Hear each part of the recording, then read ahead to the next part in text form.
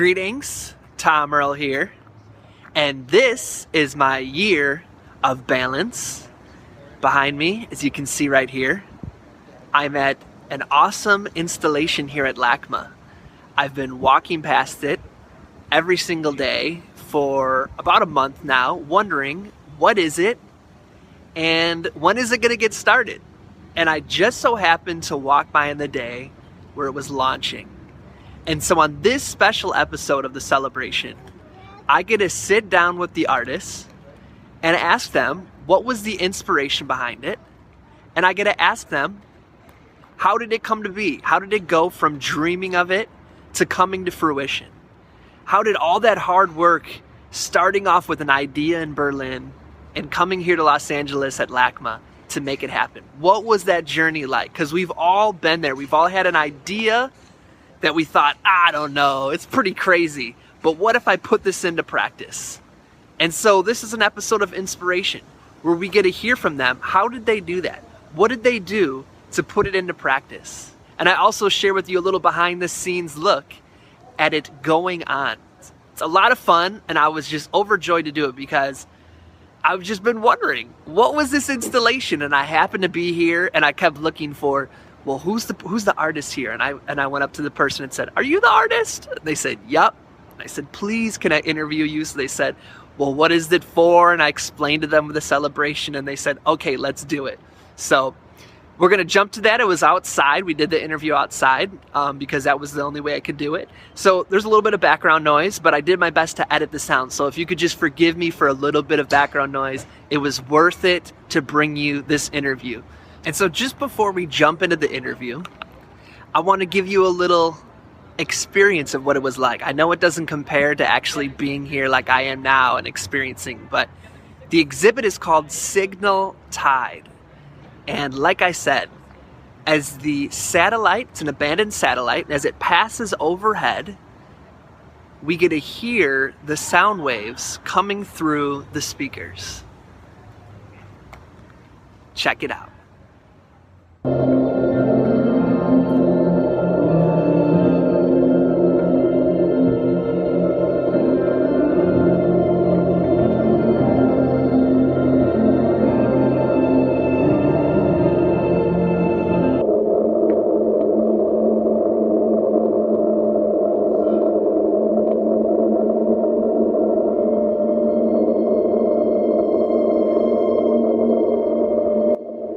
Okay, I hope you enjoyed getting to see, getting to hear, getting to experience what it was like to be here while it was going on. And so now, let's go ahead and jump into the interview. Okay, my name is Kata Kovács.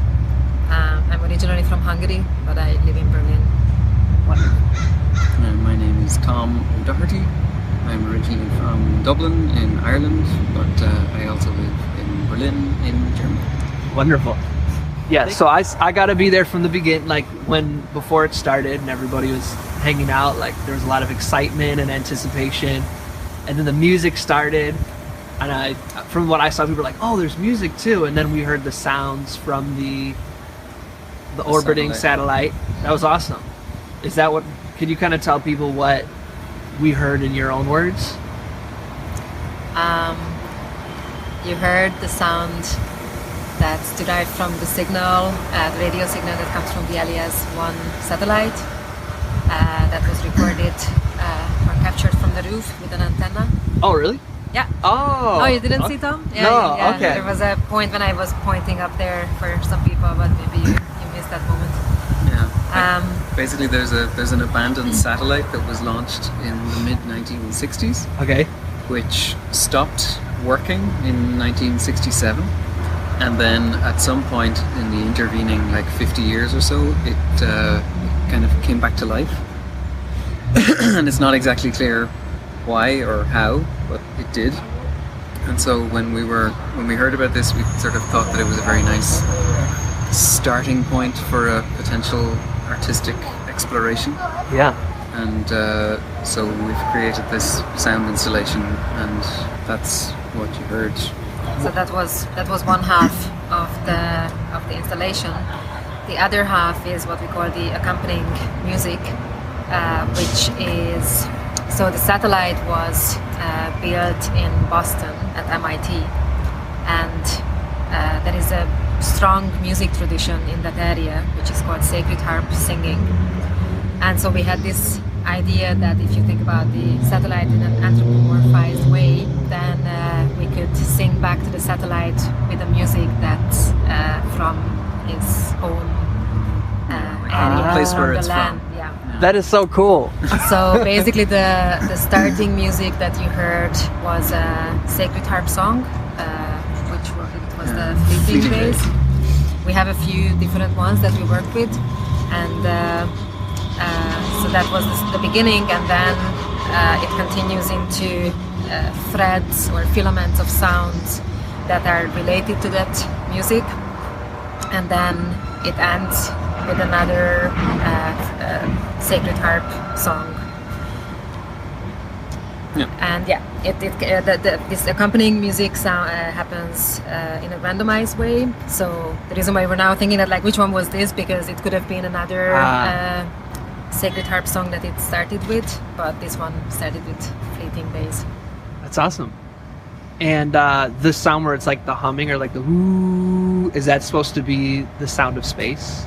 Well, no, that's the actual sound from the satellite. So what we have is like up on the roof here, there's an antenna that's connected to a computer, and the computer is connected to an audio cable that runs for like 1,000 feet down the side of the building and around and back in the door here. And so the sound is the actual sound from 2,000 miles up in the sky. So it's just a mic running with the satellite? Like basically the antenna receives the radio signal, and you can output a radio signal as audio. And so like basically apart from just hearing it as audio, we're not sort of doing anything with the signal. It's the actual signal from space. That's awesome. And the whole idea was that, you know, the satellite can talk to us and we can sing back to it. That's wonderful. So what you might have heard, so you can hear the static in the background, and then you hear this pitch that's kind of coming in and out, which I don't know how much you notice, but it kind of goes like whoa, whoa. So it keeps like dropping out, and that's because the satellite is tumbling around its own axis. Wow. So, and it's powered by the sun. So whenever it turns away from the sun, it drops the signal.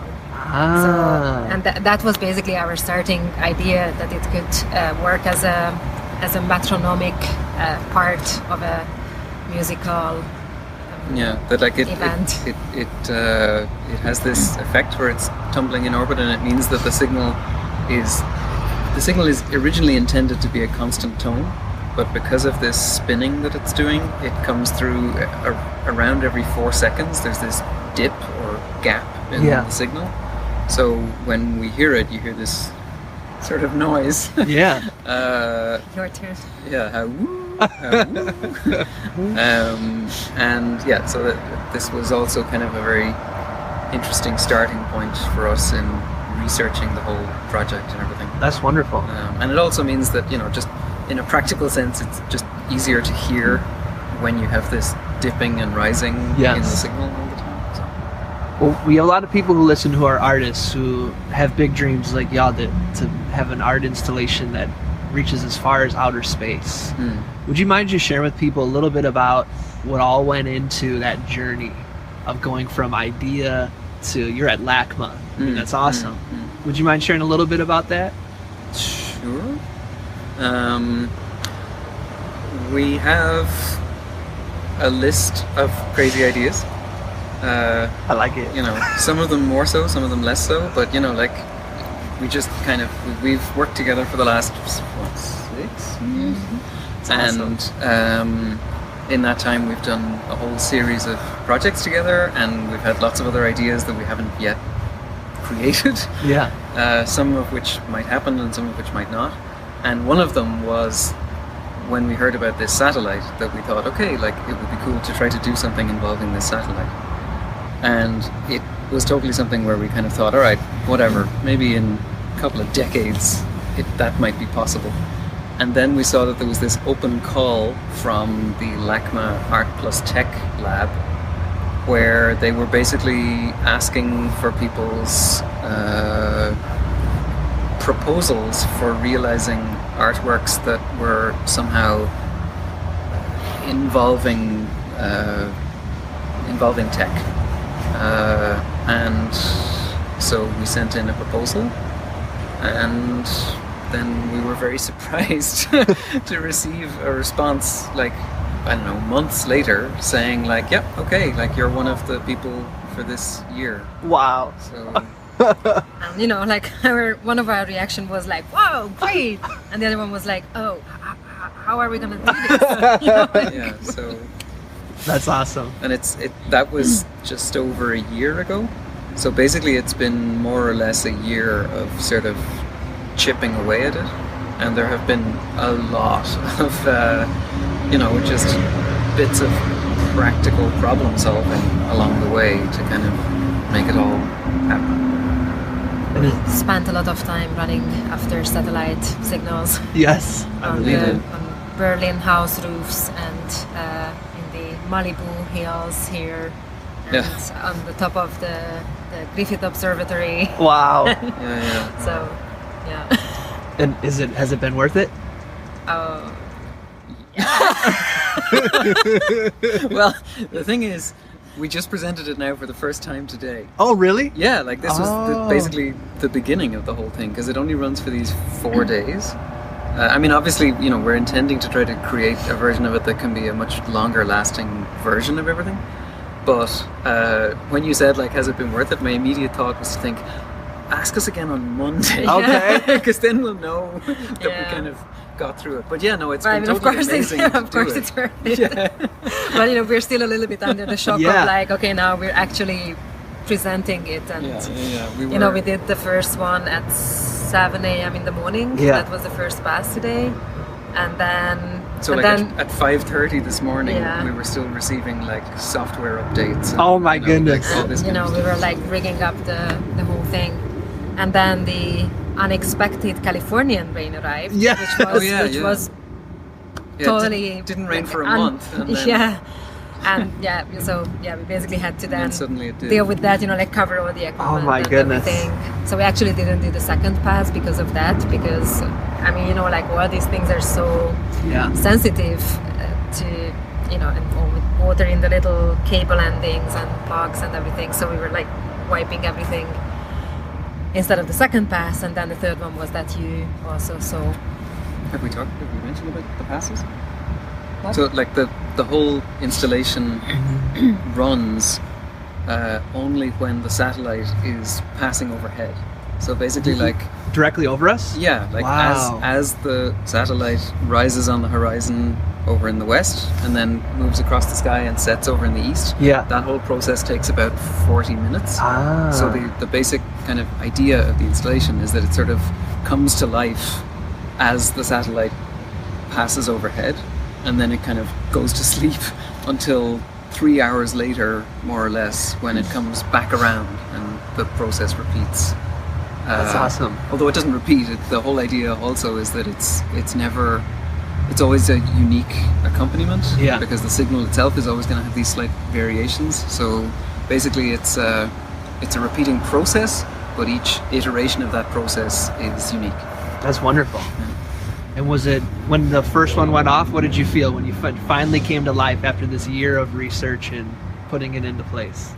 So I think I felt huge relief. that, Relief? like, it was working. That's awesome.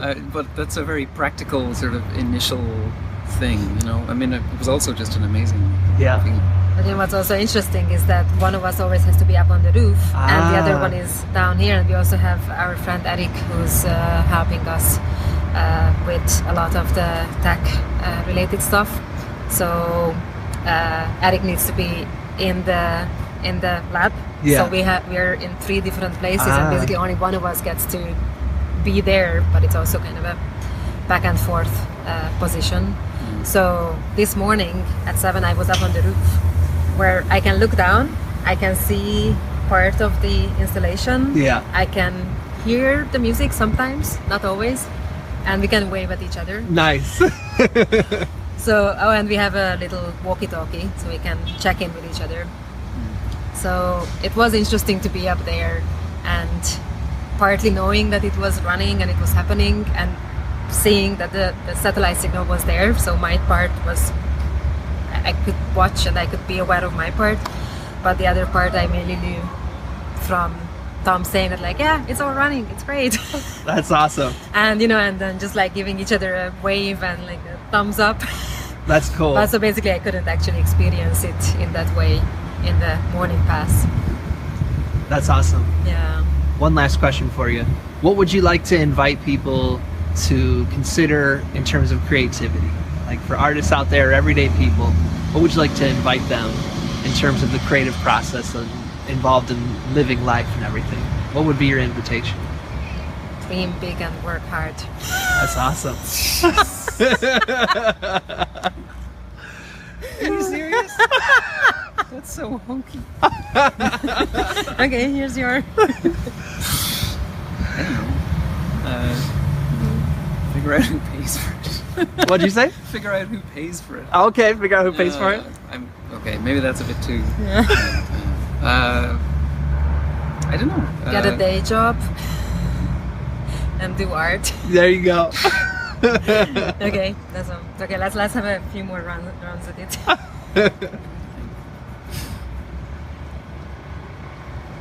It's I don't know. If there's anything that I've learned from this whole process of ending up like presenting work in museums and stuff like this, there's no trick or sort of, I don't know, like there's no magic to it necessarily. It's kind of like a lot of grunt work to just realize your ideas, and we try to keep chipping away, making them happen. That's awesome. Yeah. Oh, we should talk about David and Drew. We were working together with a couple of musicians from Montreal in Canada, and I'm sure they might also have thoughts about these sorts of things. Basically, they were helping us to realize those musical ideas that we had around these Sacred Harp songs, and wrote a lot of input and ideas also, and actually recorded the music and created the music. With a bunch of other collaborators. That's wonderful. For the full list, you can go on the website and see, because there were a lot of people who contributed to the music as well. Just when you were saying now about like thoughts about creativity or whatever, the immediate thought that I had was that part of the reason that we got in touch with these musicians was because the music that they had done before that had been so kind of inspiring to us, since years and years ago, and you never really know if you somehow get sparked by some sort of musical idea or whatever artistic idea, that like it might be years and years before you would have the chance to realize it, but you just have to kind of try and spot the moments where it can happen, and hopefully it works out. That's wonderful. And what's the website that you mentioned? Probably best to go to, well, the name of the piece is Signal Tide. Okay. And yeah, there's signaltide.com is probably the best place to start. Because the work that we do together is referred to by the name of our two surnames combined. So it's Kata Kovács and Tom O'Doherty. So that's Kovács O'Doherty. Nice. However, if you say to people kovachodoherty.com, it's a bit of a mouthful. So just go to signaltide.com and that links to everything else. Okay. And go ahead. We also did a blog about the whole process where we went into some nerdy details about how we built our first antenna, to what kind of software we're using for this installation. So for nerdier details. Go there as well. That you can find through the website. There's a link to the blog. Thank you so much. Really appreciate it. Thank you.